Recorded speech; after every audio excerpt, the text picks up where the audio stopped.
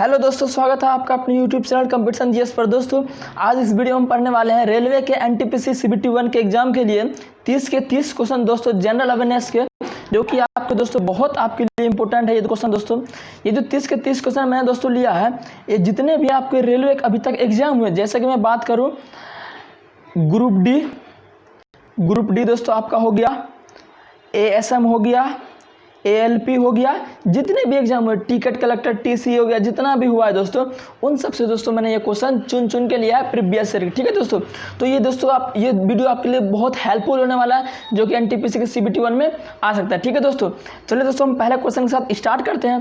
पहला क्वेश्चन दोस्तों हमारा है, भारत में सर्वप्रथम रेल की शुरुआत कब हुई? ऑप्शन ए है दोस्तों 16 April 1853, option B 16 March 1853, and option C 16 फरवरी 1854, एंड ऑप्शन डी नन, इनमें से कोई नहीं। तो दोस्तों इसका करेक्ट आंसर हो जाएगा 16 अप्रैल 1853। जब और ये दोस्तों इसमें ये क्वेश्चन एक और बन सकता है, ये रेल की जो शुरुआत हुई 16 अप्रैल 1853 में, ये किसने की थी, किसके शासनकाल में? तो याद रख लीजिए दोस्तों, लॉर्ड डलहौजी। कौन? लॉर्ड डलहौजी नामक एक, इसके शासनकाल में दोस्तों भारत में रेल चलना शुरू हुआ 16 अप्रैल 1853। ठीक है दोस्तों, तो एक क्वेश्चन से आपका 2 क्वेश्चन बन गया। अब दूसरा क्वेश्चन देखते हैं दोस्तों। दूसरा क्वेश्चन दोस्तों आपका है, भारत में जनगणना की शुरुआत किसने की?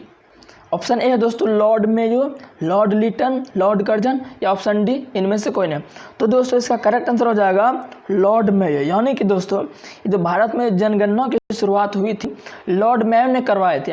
अब दोस्तों इससे एक क्वेश्चन और बनता है क्या, कि लॉर्ड मेयो ने कब करवाई थी भारत में जनगणना? तो याद रख लीजिए दोस्तों 1872। ये भी आपका पूछ सकता है कि लॉर्ड मेयो ने भारत में जनगणना की शुरुआत कब कराई थी? तो 1872, या ये पूछे, दोनों में बन सकता है। ठीक है, अब तीसरा क्वेश्चन देखते हैं। तीसरा क्वेश्चन दोस्तों हमारा है, बहुत इंपॉर्टेंट है। भारत के पश्चिम में कौन सा देश है? भारत के पश्चिम में कौन सा देश है? ऑप्शन ए दोस्तों पाकिस्तान, बांग्लादेश, नेपाल, चीन। दोस्तों इसका करेक्ट आंसर हो जाएगा Pakistan.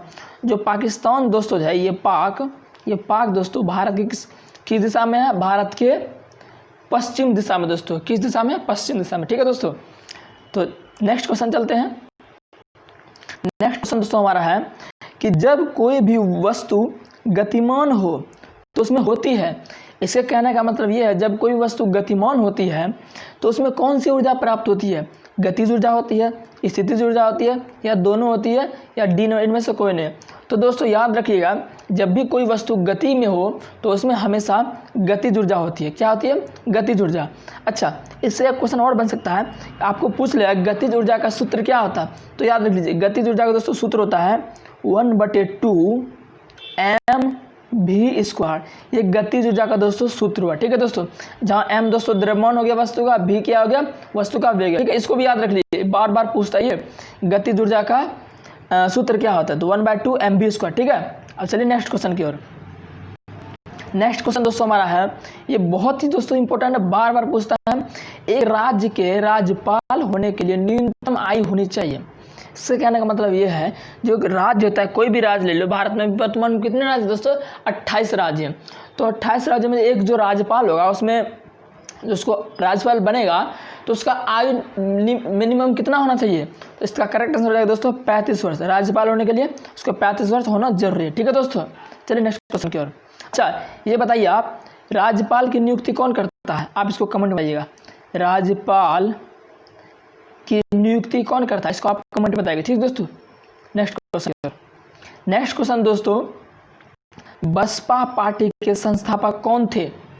Option A Kashiram, option B Sharad Pawar, option C M N. Roy, and option D A O. Hume. दोस्तों इसका करेक्ट आंसर हो जाएगा काशीराम। कौन? काशीराम। जो बसपा पार्टी है दोस्तों, बसपा पार्टी का फुल फॉर्म दोस्तों क्या होता है? बहुजन समाज पार्टी। क्या होता है दोस्तों? बहुजन समाज पार्टी। बहुजन समाज पार्टी, बसपा का फुल फॉर्म क्या हो गया? बहुजन समाज पार्टी। तो दोस्तों इस संस्था, जब बसपा पार्टी का स्थापना हुआ था तो किसने किया था? काशीराम ने किया था। ठीक है दोस्तों, चलिए नेक्स्ट क्वेश्चन दोस्तों हमारा है कि इंसुलिन का आविष्कार किसने किया था? किसने किया था दोस्तों? इंसुलिन एक प्रकार क्या है दोस्तों? हार्मोन है। क्या है? हार्मोन। इसको याद रख लीजिए, इंसुलिन एक प्रकार क्या? हार्मोन। अब इसका आविष्कार किसने किया था? ऑप्शन ए है दोस्तों ड्रेसर, लिस्टर, रॉबर्ट्स। इसका करेक्ट आंसर दोस्तों हो जाएगा बैटिंग। क्या हो जाएगा? बैटिंग। इसमें दोस्तों एक बात आपको और, तो यहाँ पर बैटिंग मैंने दिया है, कभी कभी आपको लिखा रहेगा बैटिंग एवं बेस्ट। क्या? बैटिंग एवं बेस्ट। बैटिंग और बेस्ट एक नाम वैज्ञानिक है जो यानी कि बेस्ट भी हो जाएगा इसमें, ठीक है। तो बैटिंग रहेगा तो बैटिंग दे दीजिएगा, अगर बेस्ट रहेगा तो बेस्ट दे दीजिएगा, ठीक है। फिर नेक्स्ट क्वेश्चन की ओर। नेक्स्ट क्वेश्चन दोस्तों है, वर्तमान में प्रेजेंट में आरबीआई के गवर्नर कौन है? कौन है दोस्तों? A number Shaktikanta Das, B number Urjit Patel, C number Rajiv Kumar, D number इनमें से कोई नहीं। तो दोस्तों इसका करेक्ट आंसर हो जाएगा शक्तिकांत दास। कौन दोस्तों? वर्तमान में शक्तिकांत दास जो है आरबीआई के गवर्नर है। अच्छा, आरबीआई का फुल फॉर्म क्या होता है, किसी को पता है? सबको पता होगा, reserve bank of India. Reserve bank of India, जहाँ से हमारा मुद्रा बनता है, ठीक है। तो नेक्स्ट क्वेश्चन को चलते हैं। नेक्स्ट क्वेश्चन दोस्तों हमारा है, किसी भी राज्य में राष्ट्रपति शासन लगाया जाता है। मतलब दोस्तों अगर कुछ किसी भी राज्य में, भारत में 28 राज्य हैं, अगर किसी भी राज्य में अगर कुछ हो जाए तो कुछ इमरजेंसी मतलब कि महामारी हो जाए, कुछ भी हो जाए, तो उसमें राष्ट्रपति अपना शासन लगाना चाहेगा तो किस अनुच्छेद के तहत वो लगाएगा?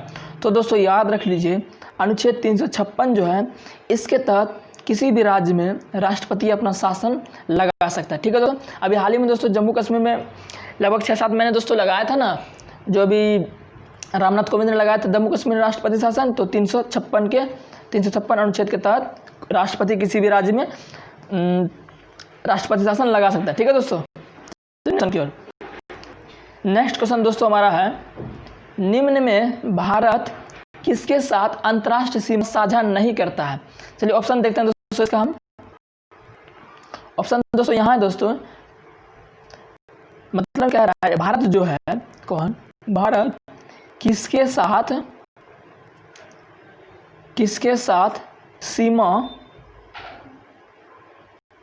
साझा नहीं करता है? तो किसके साथ नहीं करता है?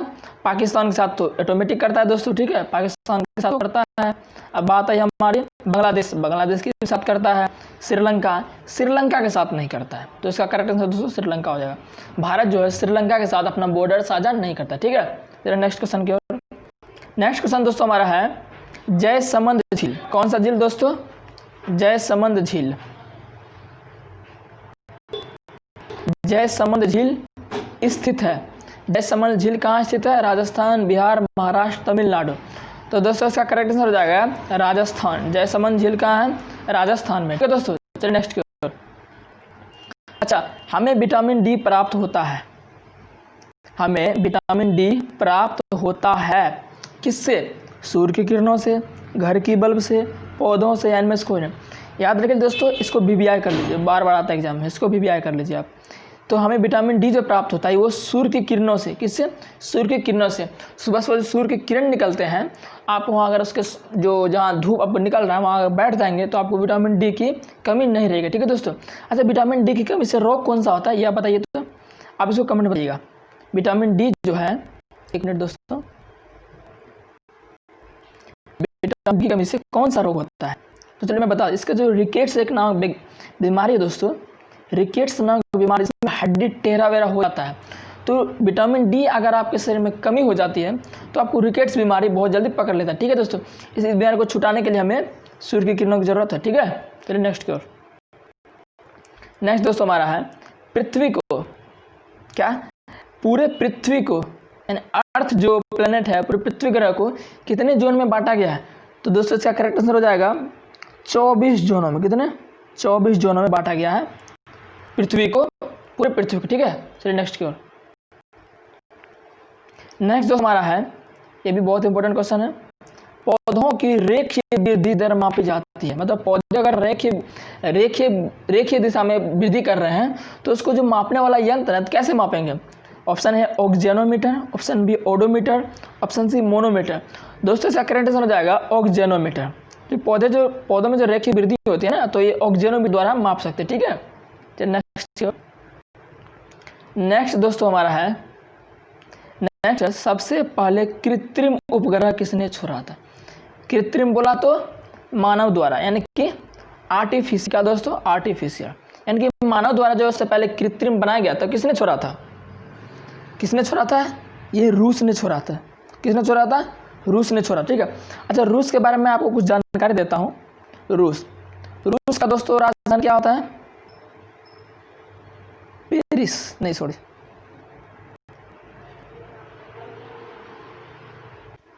तो दोस्तों रूस जो होता है, ये रूस का आपका जो राजधानी होता है, रूस का क्या दोस्तों? मॉस्को। क्या होता है? मॉस्को होता है। और रूस की जो मुद्रा होती है वो होती है रूबल। क्या होती है? रूबल। इसको याद रख लीजिए, ठीक है। चलिए नेक्स्ट क्वेश्चन दोस्तों हमारा, आईसीआई बैंक की स्थापना कब हुई? आईसीआई बैंक की स्थापना कब हुई? ऑप्शन है 1994, ऑप्शन बी 95, 96, 98। तो दोस्तों इसका करेक्ट आंसर रहेगा ऑप्शन नंबर है 1994। कब? 1994 में दोस्तों आईसीआई बैंक की स्थापना हुई, ठीक है। चलिए 17 नंबर और देखते हैं। निम्न में से किसे रंगीला बादशाह कहा जाता है? रंगीला बादशाह दोस्तों किसे कहा जाता है? मोहम्मद शाह को, बाबर को, औरंगजेब को, जहांगीर को। तो दोस्तों रंगीला बादशाह कहा जाता है वो मोहम्मद शाह, जो मुगल बादशाह उसे कहा जाता है रंगीला बादशाह, ठीक है। नेक्स्ट क्वेश्चन दोस्तों वेरी वेरी इंपॉर्टेंट है, कई बार पूछ चुका है, शायद आप सबको पता भी होगा। नवजात शिशु में हड्डियों की संख्या कितनी होती है? मतलब जो न्यू बॉर्न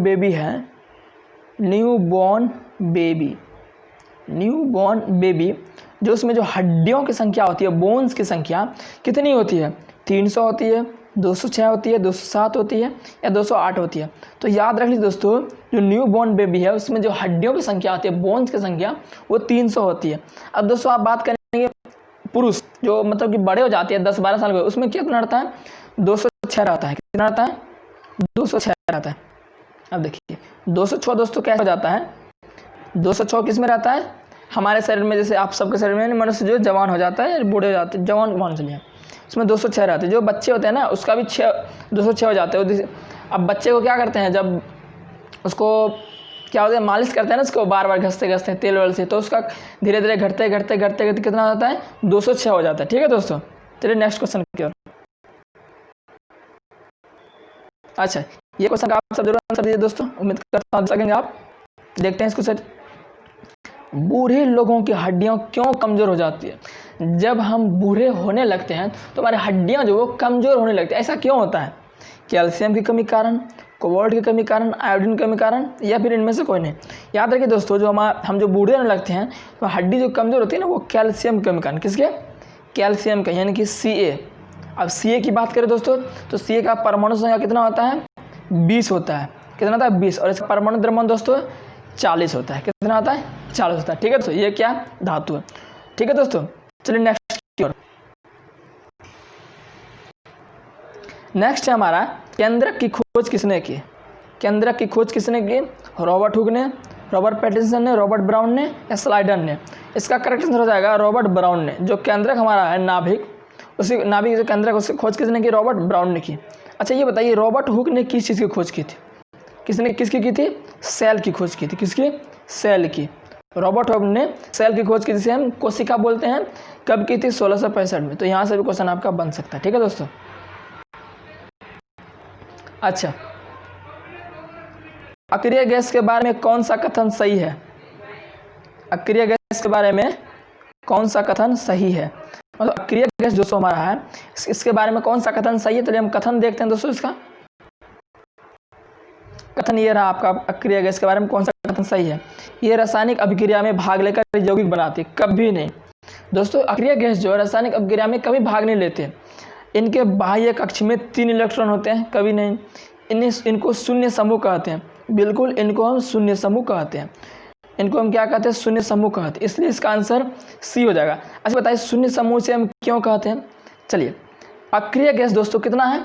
देखिए, अक्रिय गैस कौन कौन सा होता है? हीलियम होता है, याद रख लीजिए इसको, इंपॉर्टेंट। हीलियम होता है, नियॉन होता है, आर्गन होता है, क्रिप्टन होता है, जेनन होता है।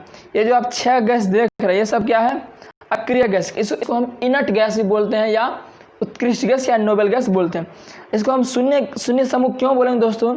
इसको शून्य समूह इसलिए बोलेंगे क्योंकि इसके बाह्यतम सेल में दोस्तों, बाह्यतम सेल में जो है 8 इलेक्ट्रॉन रहते हैं। जिससे मैं बात करूँ 2, अगर मैं इसकी बात करूँ दोस्तों अक्रिय गैस की, जैसे ले लीजिए आप आर्गन ले लीजिए, क्या लीजिए, आर्गन ले लीजिए। आर्गन दोस्तों एक अक्रिय गैस है, इसका परमाणु संख्या 18 होता है ना। अब इसका हम इलेक्ट्रॉनिक विन्यास लिखे तो कितना होगा, 2 8 8 हो गया, 2 8 10 18। देखिए बाह्यतम सेल में कितना है, 8 इलेक्ट्रॉन है। बाह्यतम सेल में 8 इलेक्ट्रॉन है, तो एक एलिमेंट को अक्रिय होने के लिए, लास्ट में अस्थायी होने के लिए लास्ट में 8 इलेक्ट्रॉन क्या है, जरूरी है। अगर आपने ऑक्टेट रूल नहीं पढ़ा है केमिस्ट्री में तो आपको समझ में नहीं आ रहा है, ठीक है दोस्तों। तो ऑक्टेट रूल के अनुसार हर एक एलिमेंट चाहता है कि अपने लास्ट में के बाह्यतम सेल में 8 इलेक्ट्रॉन रहे, तो वो स्टेबल हो जाता है। तो आर्गन का देखिए दोस्तों लास्ट में कितना है, 8 इलेक्ट्रॉन है, 8 इलेक्ट्रॉन है ना। तो 8 इलेक्ट्रॉन है, तो ये अभिक्रिया में कभी भाग नहीं लेगा, है ना। रासायनिक अभिक्रिया में भाग लेगा, योग्य बनाते कभी नहीं। देखिए इसका जो बाह्यतम सेल है वो पूरा भरा हुआ है, इसलिए रासायनिक अभिक्रिया में कभी भाग नहीं लेगा। इनके बाह्य कक्ष में 3 इलेक्ट्रॉन होते हैं। क्या बाह्य कक्ष में आपको 3 इलेक्ट्रॉन दिख रहा है, नहीं 8 इलेक्ट्रॉन है, तो ये भी गलत। इनको शून्य समूह का, शून्य समूह क्यों कहेंगे, लास्ट में इसका 8 इलेक्ट्रॉन भरा हुआ, जब भरा हुआ है तो 1 इलेक्ट्रॉन बचा नहीं है तो शून्य समूह कहेंगे, इसलिए इसको हम शून्य समूह कहते हैं। अच्छा, इनको जो अक्रिय गैस को इनको ग्रुप 18 में रखा गया, समूह 18 में। ये भी क्वेश्चन पूछ सकता है दोस्तों, समूह 18 में अक्रिय गैस को रखा गया, ठीक है। तो दोस्तों इनसे 3-4 क्वेश्चन जो आ सकते हैं वो मैंने आपको बता दिया, ठीक है। एक बार मैं पीरियोडिक टेबल का क्वेश्चन बताऊंगा आपको, तो उसमें सारा क्वेश्चन आपको पीरियोडिक टेबल से बाहर नहीं जाएगा, ठीक है। नेक्स्ट की ओर, नेक्स्ट हमारा नेक्स्ट देख सकते हैं आप है, निम्न में कौन रासायनिक ऊर्जा को विद्युत ऊर्जा में बदलता है। मतलब केमिकल एनर्जी दोस्तों है, केमिकल एनर्जी, केमिकल एनर्जी को विद्युत एनर्जी, इलेक्ट्रिकल एनर्जी में कौन बदलता है, मोटर बदलता है, नहीं बैटरी बदलता है, हाँ बैटरी बदलता है। लाउड स्पीकर कभी नहीं, डायनेमो कभी नहीं, तो बैटरी इसका करेक्ट आंसर हो जाएगा, क्या हो जाएगा, बैटरी इसका करेक्ट आंसर हो जाएगा। बैटरी दोस्तों क्या है, देखिए बैटरी, अगर हम मोबाइल में बैटरी लगा दो उससे क्या केमिकल एनर्जी निकलती है, तभी तो हमारा मोबाइल चार्ज होता है ना, जो चलता है वो तो क्या होता है, इलेक्ट्रिकल एनर्जी होता है, ठीक है। तो बैटरी जो हमारा है रासायनिक ऊर्जा को विद्युत ऊर्जा में बदलता है, ठीक है, इसको याद रख लीजिए। अब हम देखते हैं 23 नंबर क्वेश्चन। 23 नंबर क्वेश्चन दोस्तों फुल फॉर्म से, एक क्वेश्चन जो आपका फुल फॉर्म से रहता ही रहता है रेलवे में। एक क्वेश्चन आपका फुल फॉर्म से, चाहे वो किसी का हो, एक क्वेश्चन फुल फॉर्म से रहता ही रहता है। तो पूछा है एसकी का फुल फॉर्म होता है ASCII, एसकी का फुल फॉर्म होता है दोस्तों, एक कंप्यूटर से संबंधित क्वेश्चन है, ठीक है। चलिए हम इसको देखते हैं।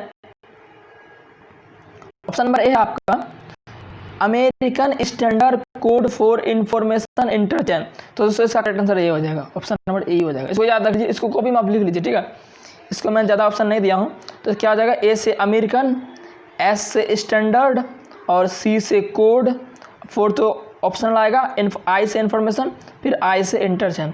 तो American standard code for information interchange, इसको आप कॉपी में लिख लीजिए, ठीक है।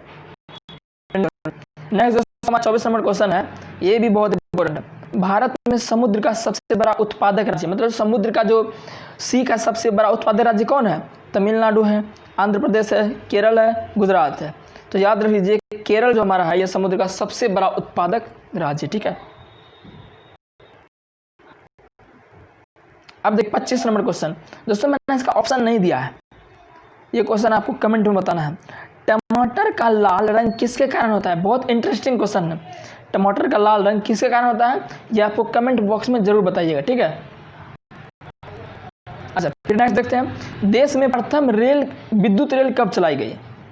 देश में प्रथम विद्युत रेल कब चलाई गई। विद्युत रेल बोले दोस्तों इलेक्ट्रिक ट्रेन, जो इलेक्ट्रिक पर चलेगा। अब तो सारी ट्रेन लगभग दोस्तों सभी राज्य में, पूरे इंडिया में इलेक्ट्रिक पर चलने लगी है। तो देश में प्रथम विद्युत रेल पहली बार कब चलाया गया था, 3 फरवरी 1925, 3 फरवरी 1926 या 4 फरवरी 1970।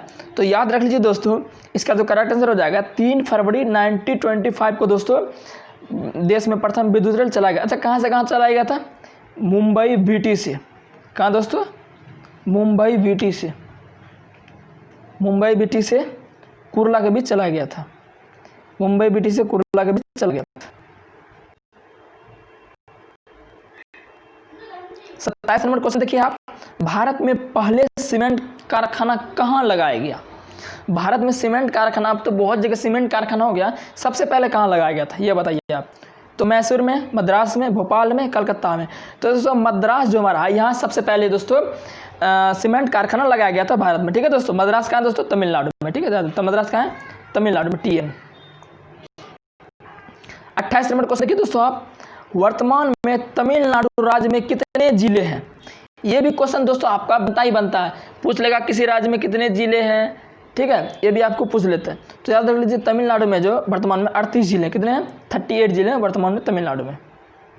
चलिए 29वां क्वेश्चन दोस्तों, 29वां क्वेश्चन आपका दोस्तों है विटामिन डी की खोज किसने की।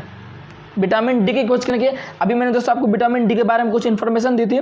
विटामिन डी से होने वाला रोग कौन सा है, रिकेट्स है, रिकेट्स है और विटामिन डी। अब यहाँ पूछ रहा है विटामिन डी की खोज किसने की। मैकुलम ने की, नहीं की, मैकुलम ने दोस्तों नहीं की, हॉलकट ने भी नहीं की, हॉपकिंस ने की। किसने की, हॉपकिंस ने की। विटामिन डी की खोज हॉपकिंस नाम वैज्ञानिक ने की थी, ठीक है। अब दोस्तों चलिए देखते हैं इस वीडियो का दोस्तों लास्ट क्वेश्चन दोस्तों हमारा है, ये बहुत इंपॉर्टेंट क्वेश्चन है। पानी का बुलबुला चमकता है किसी कारण। जो पानी का बुलबुला दोस्तों चमकने लगता है ना, उसके कारण आखिर चमकता है, पूर्णांतरिक परावर्तन या प्रकाश का परावर्तन या प्रकाश का अंतरावर्तन। इसका करेक्ट आंसर हो जाएगा पूर्णांतरिक परावर्तन, ठीक है दोस्तों। तो दोस्तों मैंने आपको 30 के 30 कंप्लीट क्वेश्चन करा दिए हैं। तो अब जरूर हमें कमेंट बताइए आपका 30 में से क्या स्कोर रहा है, जिससे आपको अपनी एक्यूरेसी पता चलेगी, ठीक है दोस्तों। ठीक है, मिलते हैं नेक्स्ट वीडियो में दोस्तों, तब तक के लिए ऑल द बेस्ट।